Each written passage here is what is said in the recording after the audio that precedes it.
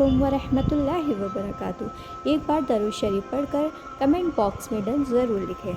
ये जो हमारा सकरात का वक्त है, यानी कि जो हमारा मौत का वक्त है, जो हमारी मौत की सख्तियाँ हैं, क्या हम उसे याद रखते हैं?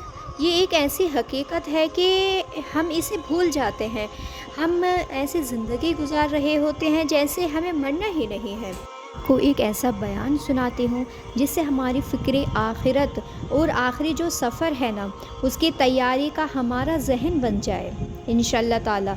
हुज्जतुल इस्लाम इमाम मोहम्मद बिन मोहम्मद गज़ाली अल्लाह रहमतुल्लाहि वाली लिखते हैं, बनी इसराइल में एक बड़ा मगरूर शख्स था। एक बंद कमरे में था और बड़े लोग होते हैं जैसे कि उनके कमरे में हर किसी को आने की इजाज़त नहीं होती है। पहले सेक्रेटरी मिलेंगे, फिर गार्ड मिलेंगे, एक बार उनसे इन्फॉर्म करके आएंगे कि आपसे कोई मिलने को आया है। तो उनके कमरे में कोई नहीं आ सकता। उन्हें इस बात पर बहुत ज़्यादा गुरूर भी होता है कि हमारे कमरे में हमारी इजाज़त के बिना कोई नहीं आ सकता, कि मेरे कमरे में कोई पैर नहीं रख सकता। अचानक कमरे में एक शख्स दाखिल होता है। उस मगरूर शख्स ने ज़ोर से चिल्लाकर बोला कि कौन हो तुम? कैसे आ गए तुम मेरे कमरे में बिना इजाज़त के? तुम्हें पता नहीं मैं कौन हूँ? मैं इस वाक़ये का खुलासा अर्ज़ करती हूँ कि तुम्हें इजाज़त किसने दी मेरे कमरे में आने की? फिर वो कहता है कि मुझे इस घर के मालिक ने इजाज़त दी है और मैं वो हूँ जिसे कोई रोक ही नहीं सकता। मुझे बादशाहों से भी इजाज़त लेने की ज़रूरत नहीं पड़ती। मैं जहाँ चाहूँ वहाँ जा सकता हूँ। मुझे किसी का भी मर्तबा डरा नहीं सकता और ना ही मुझसे कोई बच सकता है। जब ये बात सुनकर वो मगरूर शख्स जो था, जिसका स्टाइल बहुत ही हाई फाई था और वो बड़े ही चिल्ला कर बड़े ही गुस्से में लोगों से बातें करता था, अब जो उसका गुस्सा है वो नीचे आ गया। आप हैं कौन? ये तो बताएं मुझे, कहीं आप मलकुल मौत तो नहीं? अल्लाहु अकबर। अब मलकुल मौत ने कहा कि हाँ, मैं मलकुल मौत हूँ, मुझे कोई भी दरवाज़ा नहीं रोक सकता, मुझे कोई भी गार्ड, मुझे कोई भी सेक्रेटरी नहीं रोक सकता, मुझे कहीं भी जाने से रोक ही नहीं सकता। अब वो कहता है कि हुजूर, थोड़ी सी मोहलत मिल सकती है? अगर आप मेरी रूह कब्ज़ करने आए हैं तो कुछ दिन, कुछ घंटे तो दीजिए ना। मुझे तो पता ही नहीं है, मुझे तो कुछ तौबा भी करनी है, कुछ नेकियां भी करनी हैं, कुछ नए नेक अमाल भी करने हैं। अब मलकुल मौत ने फरमाया कि तुम्हारी सांसें पूरी हो चुकी हैं, अब तुम्हारा वक्त एंड हो चुका है। तो कहा, फिर ये बताएं, अगर मेरी रूह कब्ज़ करेंगे तो मुझे लेकर कहाँ पर जाएंगे? तो मलकुल मौत ने फरमाया, उस मकाम पर जहाँ तूने अपने अमाल भेजे हुए हैं, जिस तरह के अमाल तूने किए हैं, तुझे उस तरफ लेके जाया जाएगा। तो उसने कहा, हुजूर, मैंने तो इतनी नेकियां भी नहीं की हैं, कोई अच्छा घर भी तैयार नहीं किया है। मलकुल मौत ने फरमाया, तो फिर तुम्हें भड़कती आग की तरफ लेकर जाया जाएगा, जो तेरा गोश्त होगा वो नोच लिया जाएगा। ये कहकर मलकुल मौत ने उसकी रूह कब्ज़ कर ली। वो मुर्दा होकर गिर पड़ा, घर में कोहराम मच गया, रोना धोना स्टार्ट हो गया। और अब ये सोचिए कि ये सब हमारे साथ भी तो होना है। हम दफ्तर में बैठे होंगे, कभी घर में लेटे होंगे, पता नहीं कहाँ कभी कहाँ होंगे, और अचानक मलकुल मौत आ जाए और हमारी रूह कब्ज़ कर ली जाए। कोई चांस ही नहीं मिलेगा। जिसको मरना हो तो वो ऐसे जीता है जैसे हम सब जी रहे हैं। आप ये सोचिए कि आपके घर से कितने लोग चले गए हैं और आपके रिश्तेदारों में से कितने लोग चले गए हैं और हमसे छोटे भी लोग जा चुके हैं। क्यों नहीं सोचते कि हमें मरना भी है? हम क्यों नहीं सोचते कि हमें दुनिया से भी जाना है, वहाँ पर जाना है, वहाँ की हम तैयारी ही नहीं करते। अक्लमंद वो है जो दूसरों से नसीहत हासिल करे। हमें नसीहत हासिल करनी चाहिए कि उसका इंतकाल हो गया है, ये अब मेरी भी बारी आने वाली है। कभी जनाजा पढ़ते हुए, कभी कब्रिस्तान में, कभी मुर्दे को कब्र में उतारते हुए, कभी किसी की कब्र को देखते हुए, कभी किसी का ऐलान सुनते हुए कि उसका इंतकाल हो गया है। हम क्यों नहीं सोचते हैं? हम सोचते ही नहीं, हम थोड़ा बहुत सोचते हैं, फिर हम भूल ही जाते हैं। हमारे दोस्त घर वाले कुछ देर आंसू बहाएंगे, कुछ देर याद करेंगे, پھر کہیں گے کہ جلدی کرو، جنازے میں دیر نہیں کرنی چاہیے۔ یہ نصیب والے ہوتے ہیں جن کا گھر سے جنازہ اٹھتا ہے۔ اللہ نہ کرے کسی کی ایسے موت آتی ہے کہ انہیں کفن بھی نہیں ملتا، قبر بھی نہیں ملتی ہے۔ اللہ سے ہم دعا کرتے ہیں کہ اللہ ہمیں پھٹنے والی موت نہ دینا، ہمیں محفوظ فرمانا کہ ہمیں عافیت والی ہو۔ اللہ تو کریم ہے نا، ہم تو اللہ سے مانگ سکتے ہیں کہ مولا ہمیں زندگی بھی شان والی عطا فرمانا اور موت بھی شان والی عطا فرمانا، اور ایمان والی موت عطا فرمانا، اور سکون کی موت عطا فرمانا، اور کلمے والی موت عطا کرنا۔ یا میرے خدا، طرف میت دفنائی جا رہی ہے اور ایک سائیڈ لوگ باتیں کر رہے ہوتے ہیں اور فرینڈس آپس میں کل کی پلاننگ کر رہے ہوتے ہیں۔ قبرستان عبرت کی جگہ ہے۔ قبرستان میں ہنسنے والوں کا کیا حال ہوتا ہے، میں آپ کو ایک واقعہ سناتی ہوں۔ خواجہ خاقان خواجہ غریب نواز نے ایک واقعہ سنایا کہ ایک مرتبہ میں اور شیخ اوحد کرمانی رحمۃ اللہ علیہ سفر پر تھے۔ ہماری ملاقات ایک بوڑھے میاں سے ہوئی۔ وہ بہت زیادہ بزرگ تھے۔ کہتے ہیں میں نے ایسا بندہ دیکھا ہی نہیں تھا۔ جیسے میں نے انہیں سلام کیا، انہوں نے ہاتھ ملایا تو مجھے معلوم ہوا کہ ان کے ہاتھ پر تو گوشت ہی نہیں ہے، اتنے کمزور، اتنے دبلے پتلے تھے۔ تو خواجہ صاحب کہتے ہیں میرے دل میں خیال آیا کہ یہ اتنے کمزور کیوں ہیں۔ اس سے پہلے میں سوال کرتا، وہ روشن ضمیر تھے، میرا سوال جان لیا۔ کہتے ہیں کہ ایک دن میں اپنے دوست کے ساتھ قبرستان گیا۔ تھوڑی دیر ہم قبر کے پاس بیٹھ گئے، آپس میں باتیں ہونے لگی جیسے دوستوں میں باتیں ہوتی ہیں۔ اتفاق ایک ایسی بات ہو گئی کہ مجھ سے کہا لگ گیا، زور سے ہنس پڑا۔ اسی وقت قبر سے آواز آئی کہ اے غافل، جس کو ایسا مقام در پیش ہو اسے ہنسی سے کیا کام۔ جو ہی میں نے وہ آواز سنی میں اٹھ کھڑا ہوا۔ جو میرے دوست جو میرے ساتھ تھا، میں نے اس کو الوداع کہا، مسجد میں آ گیا اور مجھے بہت حیرت ہوئی کہ قبر سے آواز آئی تھی۔ میں بہت شاکڈ ہو گیا۔ میں قبرستان پر ہنسا، مجھے ایسی غفلت آ گئی کہ میں قبر کے پاس جا کر ہنسنے لگا کہ مجھے اتنی شرمندگی محسوس ہوئی کہ وہ دن ہے اور آج کا دن ہے۔ 40 سال ہو گئے میں نے شرم کے مارے آسمان کی طرف منہ بھی نہیں کیا ہے، اور میں اس بات سے ڈر رہا ہوں کہ قیامت کے روز اللہ کی بارگاہ میں کیسے منہ دکھاؤں گا، کیا منہ لے کر جاؤں گا۔ اے میرے پیارے اسلامی بھائی اور بہن، قبرستان عبرت کی جگہ ہے، وہاں پر ہنسی مذاق بات چیت کی جگہ نہیں ہے۔ وہ جو فرسٹ ٹیسٹ ہوگا قبر میں جانے کے بعد، یعنی کہ ہمارا انٹری ٹیسٹ ہے، قبر میں جاتے ہی ہمارے سوالات ہوں گے۔ ہم نے اگر سوال کے جواب دے دیے، اچھا سوچیں، جیسے کہ ہم سب اسٹوڈنٹ بھی ہوں گے کہ اسٹوڈنٹ کوشش کرتے ہیں کہ کسی طرح پیپر آؤٹ ہو جائے، ہمیں پتہ چل جائے کہ ہمارے ایگزام میں کون سا کوشچن آنے والا ہے۔ اگر پیپر آؤٹ نہیں ہوا تو ہم کیا سوچتے ہیں، جو ہمارے پریویس ایئر کے کوشچن پیپر ہوتے ہیں ہم ان سے تیاری کرتے ہیں کہ ان میں سے کچھ سوالات کی تیاری کر لیں۔ تو کمال دیکھیں یہ کیسا پیپر ہے جس کی سوال پہلے سے ہی آؤٹ ہے، سوال بھی آؤٹ ہے اور اس کے جواب بھی پتہ ہے کہ ہمیں یہ بھی پتہ ہے کہ ہم سے 3 سوال ہونے ہیں۔ جانے کے بعد ہر بندے سے سوال ہوگا، وہ ربو کا، تیرا رب کون ہے، ماں دینوں کا، کہ تیرا دین کیا ہے۔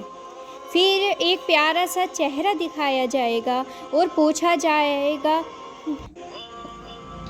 کہ اس مبارک چہرے کی ہستی کے بارے میں دنیا میں کیا کہا کرتا تھا، اور تینوں سوالوں کا جواب ہمیں بھی پتہ ہے۔ وہ ربو کا، تیرا رب کون ہے، تو ہمیں اس کا بھی جواب پتہ ہے کہ میرا رب اللہ ہے۔ وہ دینوں کا، تیرا دین کیا ہے، میرا دین کیا ہے، میرا دین اسلام ہے۔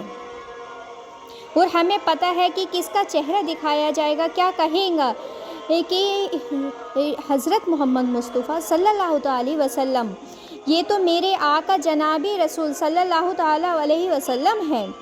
مگر یہ اتنا سمپل نہیں ہے، سوال بھی پتہ ہیں، جواب بھی پتہ ہیں، اپنے آپ کو ایک ہم کمپیریزن سے ملاتے ہیں، جیسے کہ ہم اسٹوڈنٹ ہیں، جتنے بھی لوگ ہیں، ایک سب نے زیادہ تر اپنے ایگزام کبھی نہ کبھی اپنی لائف میں دیے ہوں گے۔ تو میں کمپیریزن کرتی ہوں دنیا کے ایگزام کا اور ہماری آخرت کے ایگزام کا، قبر کے امتحان اور دنیا کے امتحان میں کیا فرق ہے۔ دنیا کا امتحان جب بھی ہوگا ڈیٹ بھی پہلے سے پتہ ہوگی، رائٹ، 2 مہینے باقی ہیں، ہماری ڈیٹ شیٹ آ جائے گی، کہ ہم یہ بھی سوچتے ہیں کہ ڈیٹ شیٹ ہماری اتنی جلدی کیسے آ گئی، پہلے ہمارا میتھ کا ہے، سائنس کا ہے، بایو کا ہے، پیپر کے ٹاپکس بھی پتہ ہے، اس کا سلیبس بھی پتہ ہے، ڈیٹ بھی پتہ ہے۔ جیسے جیسے ہمارے ایگزام پاس میں آئے ہم تیاری بڑھاتے جاتے ہیں، کل صبح پیپر ہے، ہمیں رات بھر نیند نہیں آتی، رات بھر جاگ کے ہم تیاری کرتے ہیں۔ سیکنڈ، ہم دنیا کا پیپر جب بھی دے دیں، آپ پیپر دیتے ہوئے ریزلٹ کچھ دنوں بعد یا کچھ مہینوں بعد آتا ہے، رائٹ۔ تیسری بات، پیپر میں فیل ہو گئے ایک چانس مل جاتا ہے، جیسے کہ ہم بیک کا ایگزام دے دیتے ہیں، کہ چلو فیل ہو گئے تو ہم دوبارہ ایگزام دے دیتے ہیں، اگر اس میں بھی فیل ہو گئے تو پھر ہم دوبارہ سے ایگزام دے دیتے ہیں، تو کیا ہوتا ہے ہمیں 1 سال اور پڑھنا پڑے گا، چلو ہم 8th میں پاس نہیں ہوئے تو 8th دوبارہ سے پڑھ لیتے ہیں۔ یہ 4 باتیں یاد رکھیے، ڈیٹ پہلے سے پتہ ہے، ہمیں سلیبس بھی پتہ ہے، اور پھر ریزلٹ کافی دنوں بعد آئے گا، اور کیا ہمارے بعد آنسر رہ گیا ہے یا ہم فیل ہو گئے ہیں تو ہمارے پاس دوسرا چانسز ہے کہ ہم ایگزام دے دیں۔ اگر آپ فیل ہو گئے تو آپ کو پھر دوبارہ سے 1 سال اور دینا پڑے گا۔ خود سوچیں کہ ہمیں دنیا کے ایگزاموں کی کتنی زیادہ ٹینشن ہوتی ہے، کہ کہتے ہیں کہ بچوں کے امتحان ہو رہے ہیں کہ دعا کر دیجئے، ہم کل پہنوں پر سورہ بھی پڑھتے ہیں اور ایک ایگزام دینے سے پہلے بھی سورہ پڑھتے ہیں کہ ہمارا پیپر اچھا چلا جائے، ہم دعا کرتے ہیں یا اللہ ہمارا ایگزام اچھا چلا جائے۔ تو ٹینشن ایسی ہے، تو آپ سوچیں آپ کو دنیا کے ایگزام کی اتنی زیادہ ٹینشن ہے، ہمارے آخرت کا جو ایگزام ہے اس سے کوئی بچ ہی نہیں سکتا، کوئی اسکول گیا یا نہیں گیا، کالج گیا یا نہیں گیا، مدرسے گیا یا نہیں گیا، اسے یہ ایگزام جو ہے وہ دینا ہی پڑے گا، یہ سارا کمپلسری ہے۔ دوسری بات، ڈیٹ تو ہمیں پتہ ہی نہیں ہے کہ ہماری موت کب آئے گی، ہو سکتا ہے ہمارا ایگزام 10 سال بعد ہو سکتا ہے ہماری موت رات کو ہی آ جائے، ہو سکتا ہے جیسے کہ ہمیں تو موت کا پتہ ہی نہیں، 1 سیکنڈ کا پتہ نہیں، ہو سکتا ہے ہمیں یہی موت آ جائے اور ہماری رات جو ہے، ہماری آج کی رات قبر میں ہی گزرے، کسی کا کچھ نہیں پتہ، کہ جس امتحان کی تمہیں 4 مہینے پہلے مل چکی ہے، تم ٹیوشن لیتے ہو، تم اسے پوری رات پڑھتے ہو، اس کی تیاری میں لگ جاتے ہو، میں جس امتحان کی بات کر رہی ہوں اس کا تو پتہ ہی نہیں ہے کس ٹائم ہو جائے، تو عقل مند کون ہے جو وہ تیاری کر رکھے، ہمیں ہمیشہ پریپریشن رہے کہ ہمیں جب بھی امتحان میں جانا ہو تو ہم اس امتحان میں پاس ہو جائیں۔ یہ دنیا کے ایگزام جو ہوتے ہیں اس کا کئی مہینے بعد ریزلٹ آتا ہے، قبر کے امتحان میں ہمارا فوراً ریزلٹ آئے گا، ادھر سے جواب، ادھر سے ہمارا ریزلٹ، ہم نے ساری جواب دے دیے تو ہماری ادھر جنت کی کھڑکی کھول دی جائے گی۔ پتہ ہے فرشتے کیا کہیں گے مرنے والے کو جو صحیح جواب دے گا؟ سو جا جیسے دلہن سوتی ہے، قبر دبائے گی، کسی کو ایسے دبائے گی کہ رب ناراض ہوا، پسلیاں ایک دوسرے میں جکڑ گئیں، ٹوٹ جائیں گی، مگر کسی کو ایسے دبائے گی کہ جیسے ماں دباتی ہے اپنے بچے کو پیار سے، اور جس نے غلط جواب دیا وہ جواب نہ دے سکا تو انتظار نہیں ہوگا، اسی وقت قبر میں جہنم کی کھڑکی کھلے گی، آگ برسا دی جائے گی، قبر اسے تہس نہس کر دے گی۔ تیسری بات، کوئی سپلیمنٹری نہیں ہے، کوئی بھی بیک کا ایگزام نہیں ہے کہ میرا ایک جواب غلط ہو گیا، میں اس کا دوبارہ سے جواب دینا چاہتا ہوں، نہیں، اونلی 1 چانسز۔ ادھر کیا تھا، ادھر ہم بار بار ایگزام دے رہے تھے، ایک بار فیل بھی ہو گئے تو ہم کیا مسئلہ ہے، دوبارہ سے 1 سال پڑھ لیں گے، ہمارے پاس ٹائم ہے، ادھر ہم فیل ہو گئے تو اب قیامت تک مار پڑے گی، تو ہمارا رب ناراض ہو گیا، ادھر سانپ ہے، بچھو ہے، کہ رسول کو گھبراہٹ نہیں ہوتی ہے، گھبراہٹ اسے ہوتی ہے جس کی قبر میں کیڑے پڑنے ہیں، جس نے نمازیں پڑھی ہیں، سنتوں پر عمل کیا ہے، درود پاک پڑھا ہے، حرام روزی سے بچا ہے، حرام دیکھنے سے بچا ہے، قرآن پاک کی تلاوت کرتا ہے، اللہ کی رضا والے کام کرتے ہیں اور ماں باپ کے ادب کرتا ہے، انشاءاللہ تعالیٰ اس کی قبر تو نور سے بھرنی ہے، اس کو تو دنیا سے زیادہ راحت اسے آخرت میں ملے گی، جنت کے کھڑکی کھول دی جائیں گی، جنت کی نعمتیں نصیب ہوں گی۔ عاشق رسول کی تو اس کی تو جب ہمارے آقا قبر میں آئیں گے کہ پوچھیں گے فرشتے کہ یہ کون ہے، تو کیا کہیں گے؟ عاشق رسول ہے وہ تو فرشتوں سے کہے گا کہ ایسی جلدی نہ کرو، مجھے تو آقا کا دیدار تو کرنے دو، ایسی بھی جلدی کیا ہے، آج کی قبر میں سرکار تشریف لا چکے ہیں، اور صرف نعرے لگانے والا نہیں، صرف نیازی نہیں، نمازی بھی ہو، صرف وہ نعرے لگانے والا نہیں، سنتوں پر عمل کرنے والا بھی ہو، حرام چیزوں سے بچنے والا بھی ہو، یہ نہیں کہ ہم نعرے لگائے جا رہے ہیں اور نماز کا عطا پتہ ہی نہیں، اس سے رب ناراض ہو گیا۔ یقین کریں ہمیں اندازہ ہی نہیں ہے کہ ایمان سلامت لے کر جانا ہے، یہ کتنی بڑی چیز ہے، یہ کہ بہت بڑے بڑے بزرگ رویا کرتے تھے، تڑپا کرتے تھے، گھبرایا کیا کرتے تھے کہ پتہ نہیں ہمارا کیا ہوگا، موت اور قبر سے بہت زیادہ فکر مند رہا کرتے تھے۔ حدیث میں ہے کہ جو موت کو دن میں 20 بار یاد کرے تو اللہ اسے شہیدوں کے ساتھ اٹھائے گا۔ موت کو کثرت سے یاد کیا کرو، وہ تمہیں دوسرے غموں سے آزاد کر دے گی، اور غموں سے آپ کو بچنا ہے تو موت کو یاد کیا کرو۔ موت کو یاد کرتا ہے اسے رسپیکٹ ملتی ہے، وہ کون سی رسپیکٹ ملتی ہے اللہ کی طرف سے، تو وہ کیا ملتی ہے؟ سب سے پہلے اسے توبہ کی توفیق ملتی ہے کہ وہ اسے یاد رہتا ہے کہ میں مر جاؤں گا تو میں توبہ کر لیتا ہوں۔ دوسرا اسے وہ تھوڑے پیسوں میں بھی خوش رہتا ہے کہ ہمیں مرنا ہے، میں اتنی دولت کا کیا کروں گا، ہم سوچتے ہیں ہمیں یہ بھی مل جائے، وہ بھی مل جائے، اس کا بھی چھین لوں، اس کا بھی چھین لوں، وہ قناعت کی توفیق مل جاتی ہے کہ میں اتنے پیسے میں بھی وہ خوش رہتا ہے جتنا اس کے پاس ہوتا ہے۔ اور تیسرا بتایا کہ عبادت میں ترقی بڑھ جاتی ہے، جیسے ہمارا کبھی فرض پڑھنے کے بعد ہم سوچتے ہیں پھر پڑھ لیں گے، یا فرض پڑھ لیتے ہیں، ٹائم نہیں ہے کہ ہم سنتیں نہیں پڑھتے، تو موت آنے والی ہے تو وہ کیا کہتا ہے کہ سنتیں بھی پڑھ لیتا ہوں، موت آنے والی ہے، مرنا بھی ہے کہ نفل اور پڑھ لوں، مغرب بھی پڑھ لوں، توبہ بھی کر لوں۔ یہ جو موت یاد ہوگی ہمیں تو ہماری عبادت میں ترقی ہو جائے گی، تسبیح رکھے گا، نکالے گا تو ایک پڑھنے کے بعد یہ سوچے گا کہ موت آنے والی ہے، میں ایک بار اور پڑھ لوں۔ ہم کبھی بھی مر سکتے ہیں کہ یہ ہمارا قبر میں کام آئے گا، یہ ہمارا نور بن جائے گا، یہ پانا ہے تو کیا ہے، توبہ بھی آسان ہے، نماز بھی آسان ہے پڑھنے کی، جو توبہ بھی کر لے، اور جو انسان موت کو بھلا دیتا ہے وہ اپوزٹ اس کے 3 باتوں میں گرفتار کر دیا جاتا ہے۔ توبہ میں تاخیر کرتا ہے کہ بعد میں کر لوں گا، ابھی تو جوانی ہے، ابھی تو شادی بھی نہیں ہوئی، ابھی کیا عمر ہوئی ہے، ابھی تو مزہ کر لوں، پھر اللہ اللہ کروں گا۔